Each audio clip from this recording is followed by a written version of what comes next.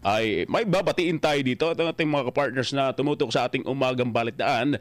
At dahil special ho ang araw na ito sa ating mga partners na lalong-lalo na itong mga loyal natin na partners ha. Dahil nagsa-celebrate ho ng kanyang kaarawan si Duterte Pinay Loyal 28. Sabi niya dito, it's my born day. Happy birthday! Happy birthday. Sana'y masaya si Duterte Pinay Loyal 28. Nasa China siya at nakarating na daw yung bagyo doon. At magandang umaga din kay Rogelio Cadorna. Maging si Eva Co. Good morning. Presty Labrado, good morning. Sino pa dito sa baba?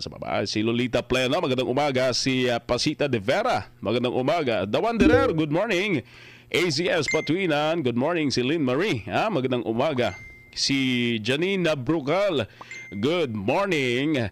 Si Rogelio Cadorna, si Elma Bueco, Kyoko Sudo, magandang umaga. Erlinda 60 Mix Vlog, magandang umaga. And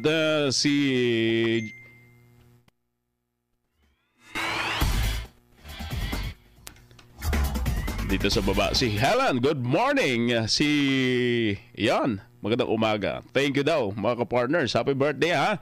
At sana'y maligaya ka. Duterte Pinay Loyal 28 dyan sa China. At happy birthday rin sa ating ka-partner na si Nena. Nag-celebrate na kanyang birthday kahapon. Yon, Nena Kiambao. At Happy birthday!